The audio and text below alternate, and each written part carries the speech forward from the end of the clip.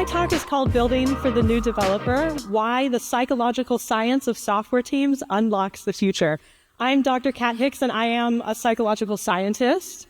And I founded the Developer Success Lab. We are an open science research lab. We're PhDs in social science. We also have a developer experience expert. And what we do is we try to bring in expertise from science to do original empirical research for developers. And then we share that openly with the industry. All right, so I'm really excited to share some of that empirical science. But what I'd like to do today is also invite you to listen to a couple of science stories. And story number one starts when I met my wife, which was when we were both in grad school. I know you did not expect that this story to be so cute, but science and cuteness and humanity all go together, and I hope you'll feel this by the end of the talk. So we were both studying in grad school at the same time, and we were the same age, and we were both studying the mind. In fact, we were actually both studying how the mind perceives the world. She studied the visual system, and I study things like how people perceive the world and think about their environments and how to make sense of it. And we even had labs across the street from each other. So I was very excited about this. First of all, because it was meeting the love of my life, but second of all, because this was a matched controlled experiment. This was amazing. I was so interested to go forward and see how the world treated the two of us. And very quickly, I noticed one thing. Whenever we told people what my wife did, people would have this kind of reaction. Oh my God, you must be a genius. My wife is a neuroscientist, and I'm a psychologist. And this is a random fact that has nothing to do with anything else, but psychology grad programs are actually harder to get into than med school a lot of the time. No reason that you should know that, but just please remember it. Anyway, my wife is a genius, actually, but there was no way, I thought, that people could possibly know this within a couple seconds of meeting her. What was this about, right? And I got really, really curious about it. And actually, it started to form part of my research. In fact, had already formed part of my research, which is how people think about abilities and how people think about abilities in certain fields. And the reason this matters to me is because we are constantly looking for signals about what success means. So picture a software developer and imagine they're, hanging out in their workplace and maybe they overhear a conversation that goes something like this between two other developers. I wrote my first line of code when I was 6. And the other person goes, yeah, that's what we like here, like staff material. And you're maybe there thinking to yourself, when I was 6, I was thinking about dinosaurs and I wanted to be a dentist. And I guess that whoever these rock star developers are in my workplace, I guess they were just born geniuses, right? Now, what this taps into, this kind of example, is a thing that we actually have a really deep bench of scientific research about. In a large series of experiments, social scientists like Simpian and Leslie and their collaborators have talked about something that they call field-specific ability beliefs. So as people were scanning the environment, not just to think about what success means for us, but also what success means in a specific field. Now, what I'm showing you here on this graph, which is a little pixelated, but I'll explain it. This is from one of their large research papers. And they found that if you have a very strong belief in something like that to succeed in this field, you have to be innately brilliant. I guess rock star developers are just people who were born to code, right? This actually associates with a lot of disparities in who gets recognized as brilliant. This emerges when you control for people's performance, you control for the rigor and complexity of their work, right? It's a bias that we have. So they named this thing the brilliance trap. It feels like it's generally maybe just a good thing to be on the lookout for brilliance, to be on the lookout for genius. But in fact, this is a mental trap that people can fall into. And we've studied this across a number of different areas in the social sciences, all right? So we've seen that having a very, very strong belief in brilliance drives disparities in fields like physics and other STEM fields. we've seen that it emerges really early, developmentally. So kids start to think, maybe to do this kind of work, I have to just be born good at it, right?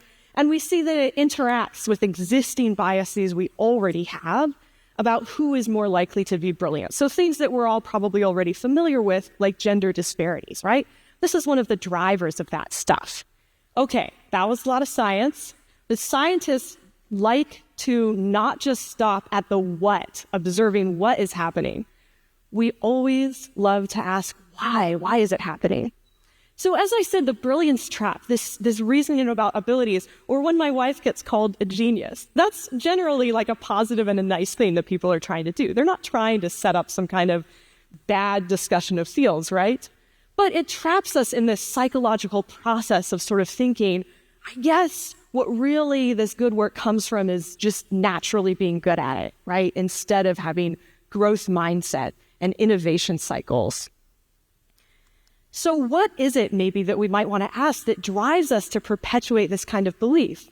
Well, the researchers have looked into this, and we've revealed something in the psychological sciences that we call contest culture. So in a long series of experiments, this is one example of it, we found that when people tend to believe in this field, I really have to be brilliant to be successful, you also think, I better make sure I'm always proving that I'm this brilliant genius rock star who has to belong here. So this is called a contest, sometimes called a technical contest, and it often associates with stereotypes we have about masculine behavior, like aggression and that sort of thing.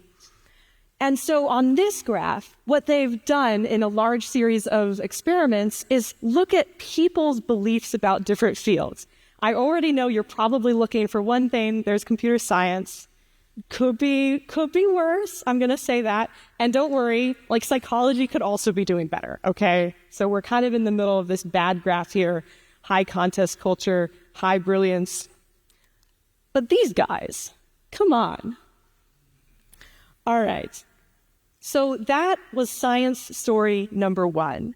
We can carry around these beliefs about brilliance that feel like they're really positive, but when we start to perpetuate them with these contest cultures, we drive these negative kind of competitive things that go on that discourage a lot of people from exercising their actual potential in these fields. Now, I want to show you something that's really meaningful to me. And this is a picture that I took actually here in London at the British Library. This is a picture of a 2,000-year-old homework tablet where a student was copying the prompt of a teacher. And something really delightful to me about this, according to the label here, is that the student reliably leaves off a couple of characters as they're copying their homework. 2,000 years old? I think this is really beautiful because I want you to remember this. You know, we try to represent the world around us. And when we do it, we make mistakes. And sometimes we make very systematic, replicated mistakes. But this is also part of what drives our humanity. Every time we're kind of trying to recreate the world, we're doing an act of translation, an act of creation. So it's up to us to kind of understand, are we going to create the right kind of world that we want to live in or not? All right, so story number two, let's dive into our research study. In 2023, I started to ask myself, what can we do to reach and help software teams in this moment of technological change? One big research question that I've been carrying around with me as a scientist in this field is, what can we learn about how to mitigate the contest cultures that I'm pretty sure are happening on some software teams? How can we mitigate that for our teams? And it also occurred to my research lab that this could be key to also understanding how your technology teams might face rapid technology shifts. Like, for instance, everybody telling them they have to use AI in their work, right? And what that means. So with this in mind, we set out to do a science project on this topic, and we named it The New Developer. Our key research questions here were, how do these generative coding tools, so the usage of tools like Copilot, not necessarily ChatGPT or those kinds of things, but actually deeply embedded generative AI coding tooling in developers' processes, how do these impact software teams' deep beliefs about what does the future look like? And what is it that developers need from us to thrive during this moment? Now, as a social science research lab, we knew we had to have a couple of weapons in our arsenal to tackle these big human questions. So here are some of the steps that we used to make sure we felt like this study was going to do something valuable and interesting. First of all, we always make sure that we recruit a lot of real teams that are doing what we're interested in the real world. So we went out to the industry and we recruited broadly. We recruit inclusively and intersectionally across a large swath of identities. And then we knew we needed to create some brand new measures for essentially this whole wide open area of developer experience, where as far as we could tell as scientists, there's not a lot of work that's been done translating these things we know in psychology over here to the context of software teams. So this was something that we were super excited to dive into. What is it like to develop a measure of a contest culture for a software team? How should we frame this? And finally, we follow the principles of open science in the Dev Success Lab. So if you've never heard about this, you can think about it a little bit like some of the discussions of open software. We try to make sure that we're transparently sharing not just our findings, right, but also our methods. So we do things like we pre-register our hypotheses before we ever see or analyze any data to make sure that you know and we know what we planned to analyze and then what we found. You can go read those online. And shout out to the Center for Open Science for hosting our materials, which are available for every project. So what did we dig into and find? First of all, we found this new concept that we named AI skill threat. This is similar to other kinds of things that we've measured in psychology when people feel anxious, threatened, and uneasy about their own skill sets and their own professional identities. So we were curious to ask, is this happening for developers? So when we asked developers, could you imagine what the future might look like for you? Are they feeling like when they imagine genAI, whether setting aside whether you think it's going to be part of the future, if you imagine it is, do you think that your skills are at risk? Do you think your career is at risk? And a large number of people scored very high on this scale. So about 43% of the developers in this study, which is more than 2,400 developers across lots of demographic characteristics and industries, these folks are experiencing a lot of this negative feeling. Now, to put this a little bit into context, just imagine, here's your engineering org, about 1,000 people. 43% is a large percentage. It's just somebody next to you every day, pretty much dealing with this burden in their lives. And you might ask yourself, does, maybe more experience with these kinds of tools, does that seem to mitigate or buffer or protect against this AI skill threat? We were curious about this too. So we actually profiled how people use these tools. And one little tidbit for you, by the way, is never think that a tool rollout inside of an engineering org is anything but messy, all right? So we profile a number of things like, do people say, well, I'm using it, but my team isn't using it, or my team and I are both using it. These are different things that we call being team incongruent or team congruent, which are also interesting measures inside of your eng org. But the basic takeaway here is we don't really see a difference depending on usage. And in fact, when we see the highest usage for you and your team, we actually see the highest amount of AI skill threat. Okay, so experience does not seem to be the silver bullet here. What might help these teams? Well, we had a reason to believe already that we knew something about the psychological affordances or the environment around software teams that might help individual people be more resilient to the feeling that they're going to be less valued or that they can't adapt. And this is something that we call developer thriving. This is work that we did earlier in the year in 2023. There's a published research paper here you can look up. But in short, what we call this is our labs model. We took 4 key psychological targets that people already knew about in social science. So these are large concepts researched by many people, not just us, and we adapted them to software teams. So these targets are learning culture, agency, belonging, and self-efficacy and motivation. We asked these developers, do you feel like you're on a team where you're supported to learn, where learning is not done in secret or on magic time, right? But you share it with people. Do you have a voice in how you're measured? This is the agency piece. Do you feel like if you really disagree with something inside of your eng org, there's a process to make that voice heard? Do the developers have agency? Belonging is a really key measure in a lot of social science work. Has to do with the fact that you feel like even if I'm different from everyone, or I have my unique journey, or I'm going to change, I really, really believe I belong here, right? And self-efficacy and motivation, this is kind of like the psychological powerhouse that keeps you going over moments of friction. So this is a developer's belief that even if I, encounter unexpected difficulty, I will be able to persist. I do have the skills to overcome it. So there's a lot of material that we've put out about developer thriving and how to work towards these aspects. But we had already set ourselves up essentially to ask this kind of question. Do you think maybe that a thriving culture, we asked ourselves, maybe this could be a thing that we would see mitigate AI skill threat?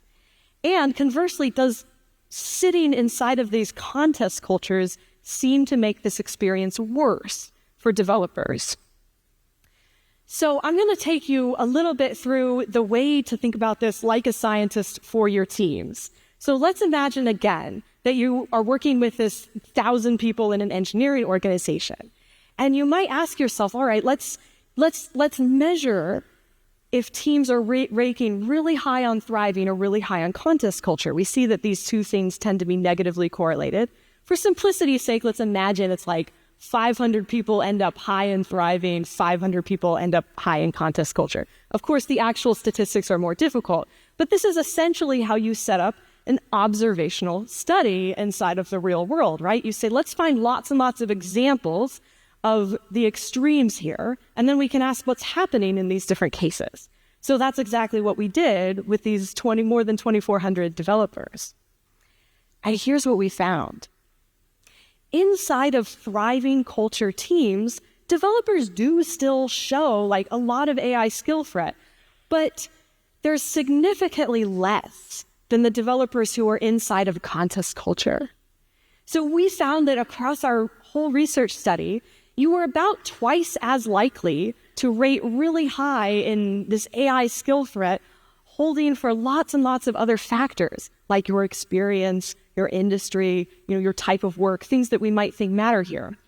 This is just to give you, a little sense of how hard psychology is, the most difficult science. This is a really big effect to find in psychology, actually, to find like a relatively small number of things we can measure that are so predictive of a large experience that has so many like environmental reasons developers are feeling stressed, right? So this was really, really exciting to us, a signal that thriving culture is almost like an inoculation a little bit, right? It doesn't magically take away all possible problems or stress, but it seems like a really good thing. Here's our deeper, bigger empirical model for what is going on when AI skill threat emerges on teams. Now, the full statistics, findings, and everything are available in our paper, but I promised myself I wasn't going to put any math on the slides, all right? So you can just know this is a serial mediation model, and that what we've modeled here out of our findings is the relationship between these different psychological drivers that are happening for people. So imagine the developer starts with this deep sort of feeling like, maybe, really to become a rock star in this field, you have to be born brilliant, right? They have a high level of that belief. That pushes them towards this feeling that, yeah, the way to work here is to constantly engage in these competitive contests. I might not like it, but that's the way it works here, right? We see contest culture do two things for developers. First of all, it just makes your AI skill threat increase across the board. So even for people who don't end up feeling bad about themselves, they're still feeling lots of AI skill threat. But another interesting relationship we found is there's an indirect way that contest culture increases AI skill threat a second time. So what it does is it drives up your feelings of imposterism, which has all kinds of negative effects for people, right?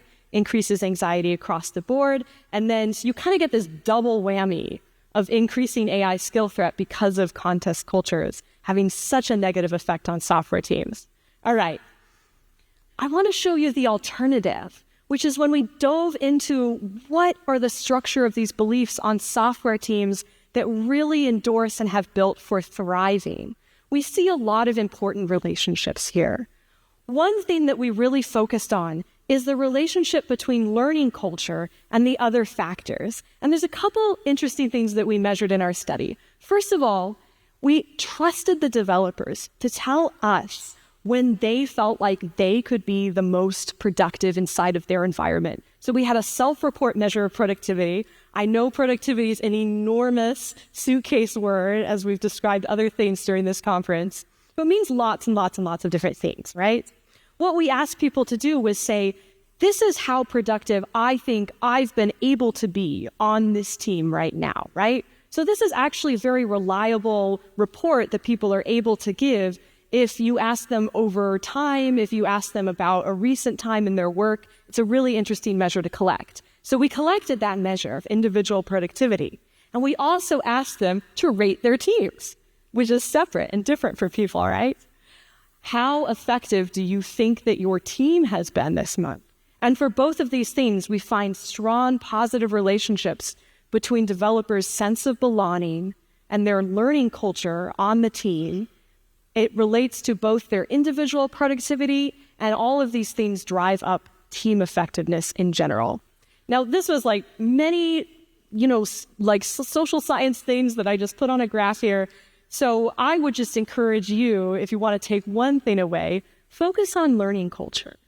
We see learning culture operate like a key driver inside of these teams. It makes people feel like they belong more. It drives up productivity directly in the moment. It also directly increases team effectiveness, sets off a real virtuous cycle for these teams. All right. In the spirit of learning and belonging and bringing our human selves to this kind of stuff, I want to share with you a little bit of the journey it took to get through this project for our tiny research team.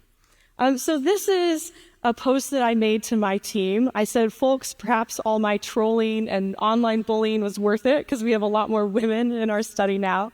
It was very difficult to recruit extremely broadly for this study. So I faced several waves of pushback after we were recruiting and advertising for this. Many large-scale professional developer surveys only hit, I would say, around like 4% women I've seen. We hit closer to 30%, so I was really proud of the team for that. I also went through a lot of emotions during this project, as you do when you're doing science. So this was a Slack message I sent to my team. Everything about this project is garbage, and I'm a garbage scientist. I was mindful of my position as the leader of the lab as well. I was like, it is part of the process. I hate it. My colleague Kristen wisely said, please walk away from your computer. This is now something we say to each other. This is a garbage project, and I'm a garbage scientist. So, finally, this is my lab notebook on the day that we did the analyses for this study. And I wrote, yes, I was so excited that our model had borne out in the data.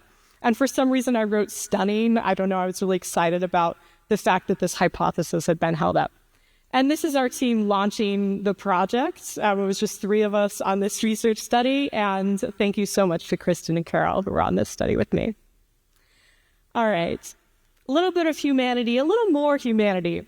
One of the things that was really important that emerged in this study as well is that we saw a lot of emerging equity, opportunity, and what you might call kind of broadly just insight gaps around what's happening with genAI adoption on software teams. So we saw, for instance, that women and LGBTQ developers reported being less likely to be upskilling in AI. They were also more likely to be left out of their team's AI adoption, which was kind of troubling to see. We saw that developers of the global majority, or we might say racially minoritized in tech developers, these folks reported that they thought the output of these AI tools was way lower quality than the average developer set. So they might be cued in to certain risks or failures of these tools in a way that we should listen to. And also, very troublingly, they report nearly 2 times as much AI skill threat, right? So we're concerned about these insight gaps. We also want to emphasize it's really important to bring all of these voices into how we're hearing and learning about what we should do with these tools at this moment. I also want to make the point that these folks, the folks in the global majority in this particular research study, were also reporting that they were actually deeply engaged in using these tools, and they had high levels of experience and self-efficacy with coding in general. So it's important to know that this sort of AI skill threat phenomenon and this fear about the future, it's not just about having less experience, right? Or something like having less seniority. It's actually a very complex, interesting experience that our teams are going through. All right, finally, let's cement this research science story with a few takeaways. I think it's important to remember that our beliefs about the world and our kind of casual reactions to things even are actually sometimes really deep messages, right? It's important to ask ourselves if our beliefs about brilliance are driving us forward, or if we're accidentally perpetuating the sort of negative contest culture stuff that we don't want to live inside of. Another takeaway is that the beliefs about the future really matter for our technical teams. If developers are seeing this kind of risky, scary future, what can we do to de-risk that future and to bring them into it? We've seen that thriving cultures are not just a nice to have for engineering organizations. They're actually vital for team effectiveness. They're part of innovation. And this is because I'll tell you as a psychologist, we recruit the same parts of our mind to do both things, right? Our innovation and our social kind of relationships with each other, we're all working in the same body and life and psychology. So it's important for our developers to have well-being and to feel good at work, just because that is what will get us the technology that will keep the world working. I like to put it this way: our psychological systems create resilience on our teams, even in an overwhelming world. Finally, I hope that I've convinced you a little bit that it's really valuable and important to have a developer science. In the Dev Success Lab, we believe that we need a science of human-centered technology development. We use the recipe of paying close attention to developers' experiences, bringing in empirical science, and looking at key transition moments that are creating an opportunity where we can really change the roadmap for these teams. I hope that you can ask yourselves these kinds of questions, because really, we see you as a citizen scientist for your teams. So open science might be our particular craft as a team of scientists, but we know that helping your teams thrive is your craft. And we are so excited to be a small part of the journey where we look at the strengths that software already has in this moment and face it together with thriving. Finally, I have some materials here. Feel free to take a picture. We have a full scientific paper. We have a comic if papers are not your thing. And you can access our open measures and a toolkit about learning and belonging at these links. Thank you.